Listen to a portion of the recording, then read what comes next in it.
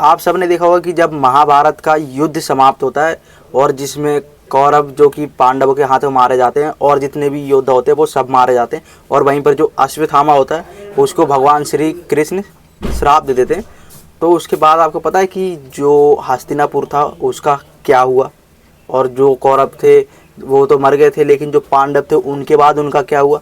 अगर आप सबको नहीं पता तो मैं आपको बता दूं कि पहली बात तो जब कौरवों को मार देते हैं तो उसके बाद जो भगवान श्री कृष्ण होते हैं और जो युधिष्ठिर होते हैं, अब वो क्या करते हैं कि युधिष्ठिर को वहाँ का राजा बना देते हैं हस्तिनापुर का। और वहीं पर जो हस्तिनापुर का जब वो राजा बनता है तो जो कर्ण जो चाहता था कि परिवर्तन हो संसार में, कर्म के आधार पर व्यक्ति को परखा जाए, उसके साथ वैसा व्यवहार किया जाए, तो जो युधिष्ठिर होते हैं अब वो वैसी संस्कृति अपने यहाँ पर लागू कर देते हैं और कर्म के आधार पर ही व्यक्ति को उस नज़रिए से देखा जाने लग जाता है। और जो कि नकुल सहदेव होते हैं वो भाई होते हैं, वो धृतराष्ट्र और वहीं पर जो गांधारी और जो माता कुंती होते हैं उनकी वो सेवा करने लग जाते हैं। धर्म की स्थापना हो जाती है, भगवान श्री कृष्ण धर्म की स्थापना करवा देते हैं। अब हर तरफ धर्म ही धर्म होता है, क्योंकि जो युधिष्ठिर होते हैं वो राजा बन जाते हैं और वहीं पर जो नकुल सहदेव होते हैं वो उनकी सेवा करने में लग जाते हैं।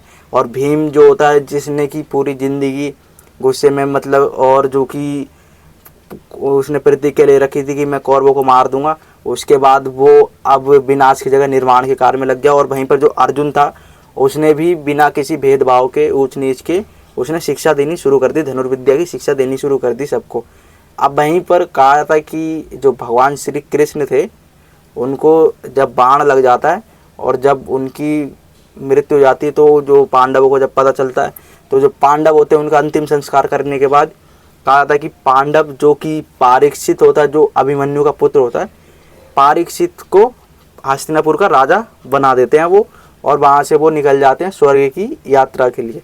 अब वहीं पर कहा जाता है कि जब वो स्वर्ग की यात्रा के लिए निकलते तो उनकी जो माता होती है और वहीं पर जो धृतराष्ट्र और गांधारी होती है, स्वर्ग की यात्रा से पहले उनका भी निधन हो चुका होता है, वो एक आग की लपेट में आ जाते हैं और उनका निधन हो चुका होता है।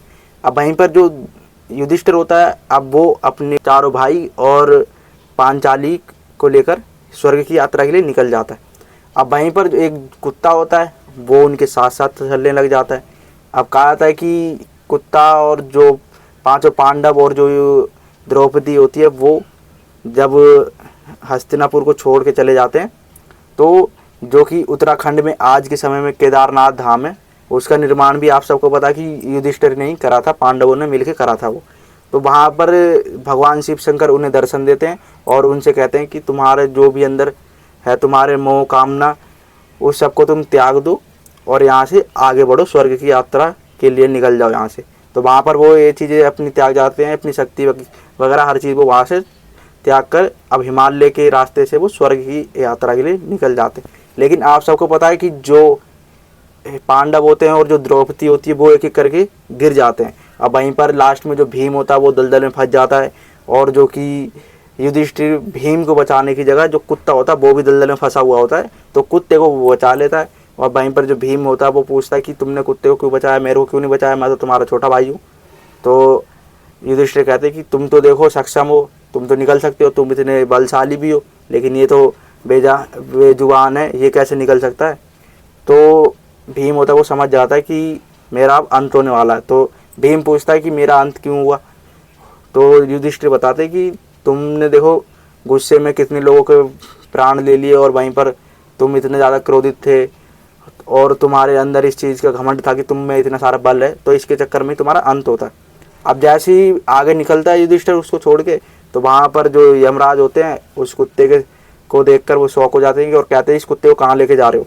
तो जो युधिष्ठिर होता है वो बताता है कि ये मेरे साथ ही आया स्वर्ग यात्रा पे और मैं इसको अपने साथ लेके आया हूँ। तो जो यमराज होते हैं वो कहते हैं कि नहीं, तुम कुत्ते को नहीं ले जा पाओगे अंदर, तुम अकेले ही जाओ। तो जो युधिष्ठिर होता है वो कहता है कि नहीं, ये कुत्ता भी मेरे साथ जाएगा, इसने मेरा शुरू से साथ दिया है यहाँ तक आने में, तो मैं इसे कैसे छोड़ दूँ।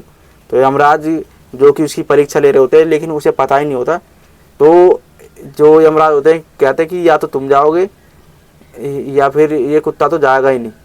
तो जो युधिष्ठिर होता है वो कहता है ठीक है, अगर ये कुत्ता नहीं जाएगा तो मैं अभी वापस जा रहा हूँ यहीं से। वो लौट जाने की सोचता है। तो यमराज होते हैं वो जो कि उसकी परीक्षा ले रहे होते हैं वो फिर अपने उन्हें दर्शन देते हैं और उन्हें बताते हैं। अब वहीं पर आप देखते हैं कि जो दुर्योधन होता है और उसका भाई दुशासन होता है वो युधिष्ठिर का वेलकम करते हैं स्वर्ग में। अब वो जो युधिष्ठिर होता है वो शौक हो जाता है कि है ये दुराचारी यहाँ भी आ गया, ये धरती पर तो था ही था लेकिन यहाँ भी आ गया। तो जो यमराज होते हैं वो उसको दुर्योधन के बारे में बताते हैं कि इसे स्वर्ग क्यों मिला, और वहीं पर जो पांडव होते हैं उनके बारे में भी उन्हें सब बताते हैं कि इनको जो ये दंड है क्यों मिला है। तो जो युधिष्ठिर होते हैं कहा था कि यमराज जी यहाँ भी उनकी परीक्षा लेना चाहते थे, क्योंकि उन्होंने जो कि गुरु द्रोण थे उसके आगे झूठ बोल दिया था। इसके चलते जो कि यमराज जी थे वो युधिष्ठिर की परीक्षा लेते हैं और बाद में जो कि उनको स्वर्ग में भेज देते हैं। अब जो कि वहीं पर हस्तिनापुर का जो परीक्षित राजा था उसको भगवान कृष्ण जो कि बाद में बचा लेते हैं। आपने देखा होगा कि जो अश्वत्थामा था वो उस पर बाण मार देता है, ब्रह्मास्त्र चला देता है। तो जो अश्वत्थामा होता है उसके जब ब्रह्मास्त्र चलाने के बाद भगवान श्री कृष्ण उसे बचा लेते हैं, और जो कि पांडव होते हैं वो हस्तिनापुर का उसे सम्राट बनाकर चले जाते हैं। और इस तरीके से जो हस्तिनापुर था उसका जो कि पांडव ने त्याग कर दिया था और स्वर्ग की यात्रा के लिए चले जाते हैं।